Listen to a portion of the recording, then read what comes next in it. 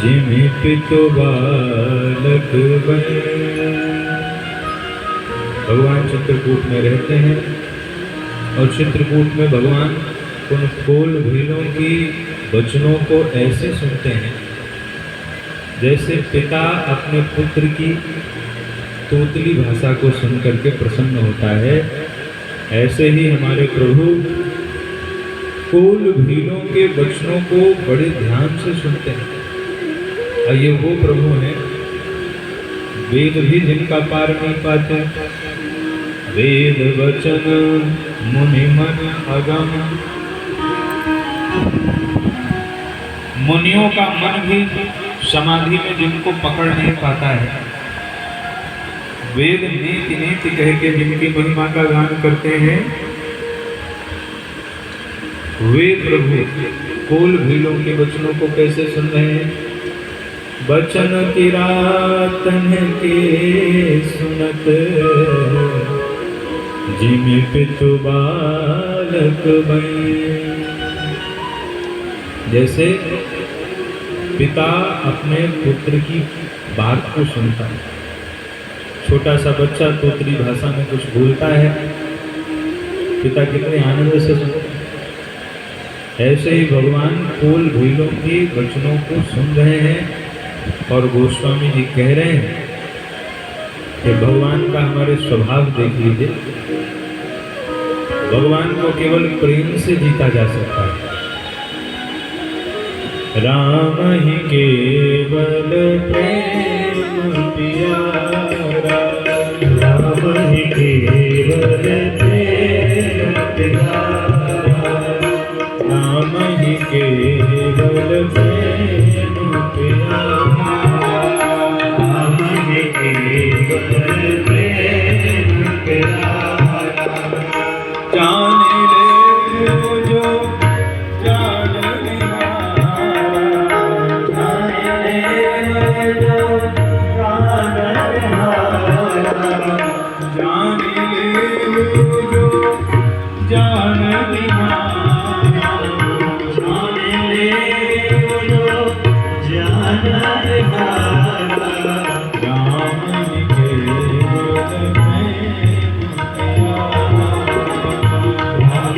केवल प्रेम प्यारा, राम केवल प्रेम प्यारा, प्यारा। भगवान को केवल प्रेम ही प्रिय है। हम किसी पदार्थ से भगवान को जीत नहीं सकते। भगवान को क्या दे सकते हैं? जिसका घर ही समुद्र में है, रत्नाकर। समुद्र को रत्नों का भंडार कहा जाता है। जिनका घर ही समुद्र में है और जिनकी पत्नी स्वयं लक्ष्मी है, उनको हम भला संसार में कौन सी वस्तु दे सकते हैं? हमारे पास उनको देने के लिए कुछ नहीं है सिवाय प्रेम। और प्रेम से ही भगवान संतुष्ट भी होते हैं। राम ही केवल प्रेम प्यारा, जान ले जो जान निहारा। गोस्वामी जी उद्घोष कर रहे हैं कि भगवान को केवल प्रेम से जीता जा सकता है। तो हमारी सरकार तो चित्रकूट में बड़ी सुंदर लीला कर रहे हैं और गोस्वामी जी हम लोगों के मन को लेकर के इस तरफ आ रहे हैं जहाँ जब निषाद राज को भगवान ने लौटाया तो निषाद राज ने आकर के देखा अभी भी गंगा के तट पर सुमंत जी महाराज अचेत अवस्था में पड़े हुए। बिल्कुल अचेत अवस्था है सुमित्र जी। भगवान के जो अश्व हैं वो भगवान के अश्व, वो भगवान के घोड़े भी दक्षिण दिशा की ओर देख करके हिनहिना रहे हैं। उस समय जब निषाद ने सुमंत जी की वह स्थिति देखी तो निषाद ने सुमंत जी को समझाया, महाराज अरे आपकी ऐसी दशा हो जाएगी तो हम सबका क्या होगा? आप विद्वान हैं, मंत्री हैं, आप संभालिए अपना। खूब समझाया और 4-5 निषाद को संग में दे करके सुमंत जी को अयोध्या जी के लिए, सुमंत जी महाराज अयोध्या जी में प्रवेश कर रहे हैं रात्रि के समय। उनको लगा कि अगर दिन में जाऊंगा तो जब सब मुझसे पूछेंगे कि रामचंद्र जी को कहाँ छोड़ आए तो मैं क्या प्रत्युत्तर दूंगा। इसलिए अवध प्रवेश 3 अंधियारे, अंधेरे में, रात्रि के घोर अंधकार में सुमंत जी महाराज अयोध्या जी में प्रविष्ट हो रहे हैं। और सुमंत जी की स्थिति उस समय ऐसी हो गई है, ऐसा लग रहा है मानो कोई योद्धा युद्ध भूमि से भाग करके आ रहा है। वो दशा सुमंत जी महाराज की हो रही है। जैसे ही अयोध्या जी में प्रवेश हुआ है तो सब लोग लेकर के उनको दशरथ जी महाराज के पास आ गया। दशरथ जी ने जब सुमंत जी को देखा तो दशरथ जी को एक क्षण के लिए तो चेतना आ गई और दशरथ जी को लगा मानो राम लौट आए। दशरथ जी महाराज सुमंत जी को हृदय से लगा लेते हैं और कहते हैं कि सुमंत, मुझे मेरे प्रियतम का संदेश सुनाओ। प्रियतम, यहाँ जो शब्द गोस्वामी जी ने लिखा है, प्रियतम सरिस संदेश सुनाओ। दशरथ जी महाराज के प्रियतम कौन? भगवान श्री राम। सारा प्रेम दशरथ जी महाराज किससे कर रहे हैं? भगवान राम से। हे सुमंत, मेरा राम कहाँ है? दिखाई नहीं दे रहा। सुमंत जी ने एक बार जैसी जैसी घटना घटी थी सारी बात सुमंत जी ने दशरथ जी महाराज को ज्यों की त्यों बता दी। मैंने उनको लौटाने का बहुत प्रयास किया। पहली रात्रि को तमसा के तीर पर सबने विश्राम किया और भगवान के कहने से मैंने अयोध्या वासियों को सोया हुआ छोड़ करके वहां से रथ आगे बढ़ाया। हमारा रथ श्रृंगवेरपुर पहुंचा। श्रृंगवेरपुर में निषाद राज ने प्रभु का स्वागत किया। रात्रि में कुश की सांपरी पर भगवान राम और सीता जी ने विश्राम किया। प्रातः काल भगवान ने मुझे लौटाया और केवट को बुलाया और केवट की नाव में बैठ करके भगवान गंगा के पार हो गए और मैं इन्हीं आंखों से अपने प्रभु को निहारता रहा। महाराज, मैं ऐसा अभागा हूं कि मैं राम को वन में छोड़ करके लौटा। पूरा संदेश ज्यों का त्यों सुना दिया। मंत्री है, इसलिए जैसे जैसे घटना घटी थी तो एक बात बताई थी। और यहाँ पर दशरथ जी महाराज के लिए लक्ष्मण जी ने कुछ कटु वचन कह दिए। लखन कहो कछु वचन कठोर। लक्ष्मण जी ने कठोर वचन कहे। तो भगवान राम ने अपनी सौगंध देकर के मना किया था। लक्ष्मण ने जो कहा है ये पिताश्री को आप रखें। लक्ष्मण जी ने भगवान राम के लिए अपने पिता को वचन दिया और सुमंत्र जी भगवान की उस बात को मान ली फिर भी सुमंत्र जी दशरथ जी से कह रहे हैं कि महाराज लक्ष्मण है, लक्ष्मण जी ने आपको कुछ कठोर वचन कहे हैं, अगर आप कहें तो मैं बताऊं कि उन्होंने क्या कहा है। ये होता है राजधर्म। और ये सुन करके कि लक्ष्मण ने मुझे कठोर वचन कहा है, दशरथ जी महाराज नाराज नहीं हुए, दशरथ जी प्रसन्न हो गए। बस सुमंत्र, जो लक्ष्मण गलत करने पर अपने पिता तक को न छोड़े, वो लक्ष्मण राम के ऊपर कोई आंच नहीं आने देगा। इसलिए अब मुझे कुछ अगर राम ने मना किया है तब आप मुझे मत बताओ। राम लौटे नहीं। जैसे ही ये सुना दशरथ जी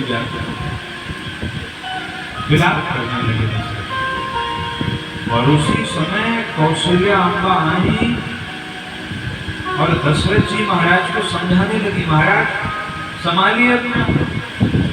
कौशल्या नृपदीप मलाना, रवि कुल रवि अथयउ जिन जाना। कौशल्या अम्बा को आभास हो गया कि लगता है सूर्य वंश का सूर्य आज अस्त होने वाला है। इसलिए कौशल्या जी बार बार दशरथ जी महाराज को झकझोर रही है, उनको समझा रही है कि महाराज संभालिए अपने आप को। राम जी के वियोग रूपी सागर में पूरा अवध इस समय डूब रहा है। आप ही तो हमारे कर्णधार हैं, अगर आपको कुछ हो जाएगा तो राम के वियोग सागर में पूरी अयोध्या डूब जाएगा। कौशल्या अम्बा के वचन सुनते हैं तो दशरथ जी को कुछ शांति मिलती है। जब तक कौशल्या जी बोलती हैं तब तक दशरथ जी महाराज अपने को संभाले रहते हैं, और जैसे ही कौशल्या जी बोलना बंद करती हैं वैसे ही दशरथ जी महाराज ग्लानि के उस घोर सागर में डूबते चले। उसी समय दशरथ जी महाराज को श्रवण कुमार के माता पिता का श्राप स्मरण आ गया, और बाबा ने लिखा, तापस श्राप सुधियाई, तापस श्राप सुधियाई, कौशल्यहि सब कथा सुनाई, कौशल्यहि सब कथा सुनाई, तापस श्राप सुधियाई, तापस श्राप सुधियाई।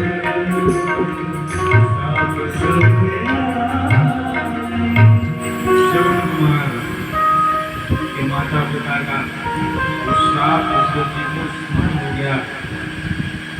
जब श्रवण कुमार को बाण लगा था, दशरथ जी ने अनजाने में सप्तवेदी बाण चलाया था, और वो बाण श्रवण कुमार को लगा था। तब उनके माता पिता ने श्राप दे दिया था कि जिस प्रकार हमारा एक ही सहारा था और आपने उसको हमसे छीन लिया, हम श्राप देते हैं आपको कि जिस प्रकार पुत्र के वियोग में हम अपने प्राणों को त्याग रहे हैं, इसी प्रकार एक दिन आपको भी पुत्र के वियोग में अपने प्राणों को त्यागना पड़ेगा। दशरथ जी कह रहे हैं, देवी आज ऐसा लग रहा है मानो ये महल और इस महल की हर दीवार से मुझे श्रवण कुमार के अंधे हुए माता पिता का श्राप मेरे कानों में गूंज रहा है। और इसी इतिहास का वर्णन करते करते दशरथ जी महाराज व्याकुल हो गए। कौशल्या जी बार बार उनको उस अवसाद से बाहर निकालना चाह रही है। कौशल्या अम्बा उनको झकझोर रही है, महाराज संभालिए अपने आप को, आप पंडित हैं, ज्ञानी हैं, और अगर आपको कुछ हो जाएगा तो हम सबका क्या होगा, इन अयोध्या वासियों का क्या होगा। आप राजा हैं, ये पूरी प्रजा जिस नाव में बैठी है उसके जीवनहार तो आप ही हैं। अगर आपको कुछ हो जाएगा तो पूरी प्रजा, पूरा परिवार, पूरी अयोध्या राम विरह सागर में डूब जाएगी। कौशल्या जी जब तक बोलती हैं दशरथ जी अपने को संभालते हैं, बोलना बंद, वैसे ही अवसर। और फिर तो प्रेम की जो पराकाष्ठा है उसमें शरीर छूट गया। अंतिम स्थिति में दशरथ जी पहुंच गए और उस समय अंतिम स्थिति में उनको क्या स्मरण आ रहा है, उनको स्मरण आ रहा है राम जी का मुस्कुराता हुआ वह स्वरूप, मुस्कुराता हुआ वह जीवन का अंतिम क्षण है।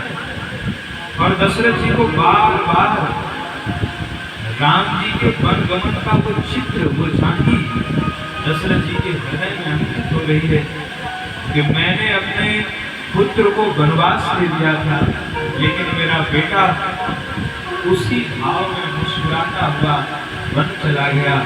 ऐसे पुत्र को वन दे करके मैं आज तक जीवित हूँ, इससे बड़ा दुर्भाग्य मेरे जीवन का कुछ नहीं हो सकता।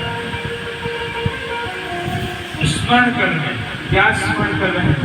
भगवान राम का स्वभाव। कई बार आप किसी से बहुत प्रेम करते हैं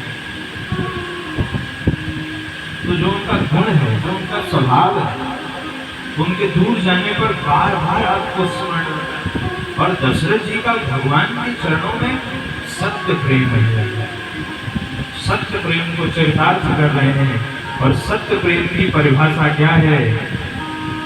सत्य प्रेम की परिभाषा है जो प्रेमी अपने प्रेमास्पद से दूर होते ही अपने इस कलेवर को त्याग देता है, उसे सत्य प्रेम की संज्ञा दी गई।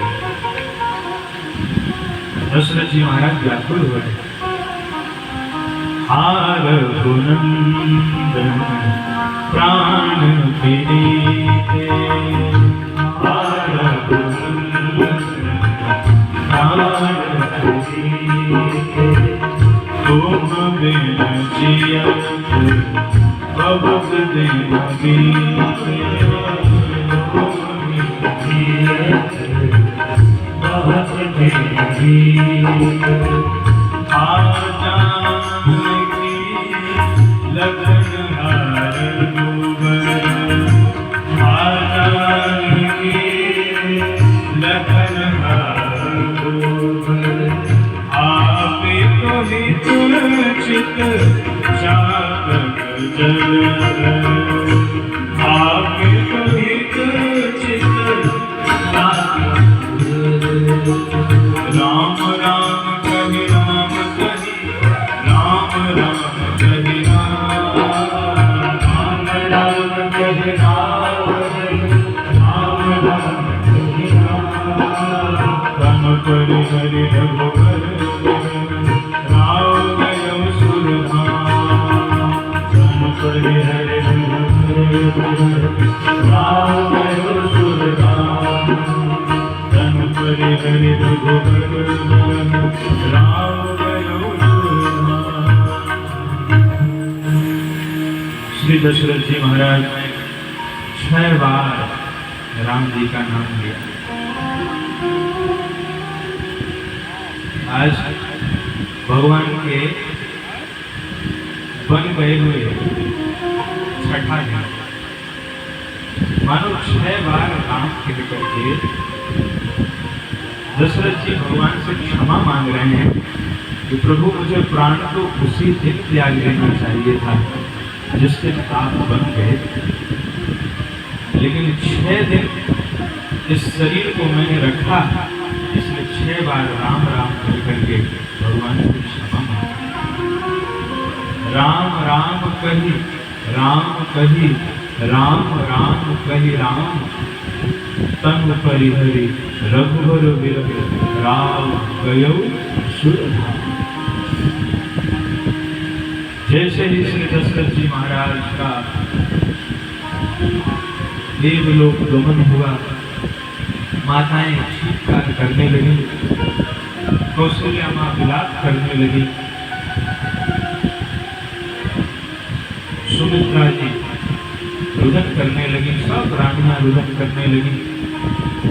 और तब वशिष्ठ जी ने समझाया,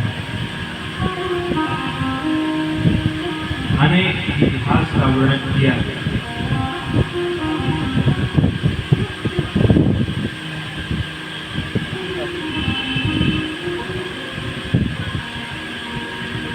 तब वशिष्ठ मुनि समय कही अनेक इतिहास, शोक निवारो सबहि कर निज विज्ञान प्रकाश। वशिष्ठ जी ने अपने ज्ञान के प्रकाश से उस शोक को कम किया। और उसी समय दोहा क्रमांक 156, वशिष्ठ जी ने कहा, भरत को बुला के ले आओ, सेवकों को भेजा। और जब सेवक भरत जी को लेने के लिए चल पड़े तो रोते रोते कौशल्या मां बाहर निकल आई और कहती हैं, गुरुदेव आप भरत को लेने के लिए सेवकों को तो भेज रहे हैं, लेकिन मेरी एक विनती है आप भरत को ये मत बताना कि महाराज दशरथ अब इस संसार में नहीं है, क्योंकि महाराज मुझसे कहा करते थे कि देवी राम इस कुल की मणि है, लेकिन भरत इस कुल का दीपक है। मणि को बुझने का भय नहीं होता है, दीपक को बुझने का भय होता है। कहीं ऐसा न हो कि इस समाचार को सुन के भरत यहाँ आ ही न पाए। इसलिए आप महाराज के परम धाम जाने की बात और राम के वनवास जाने की बात भरत को मत करें। तुरंत गुरुदेव ने सेवकों को कहा, आप जाओ और जाकर के भरत को कहो कि गुरुदेव ने उनको याद किया। सेवक सब चले हैं और यहीं से श्री भरत जी महाराज का पावन चरित्र प्रारंभ होता है। भरत चरित्र कहने के पूर्व मैं आपसे निवेदन करूं कि ये मेरी सामर्थ्य नहीं है कि मैं भरत चरित्र का निरूपण कर सकूं, और किसी की सामर्थ्य नहीं। जब भगवान कहते हैं कि मैं नहीं कर सकता, तो हम आप कहां से करें?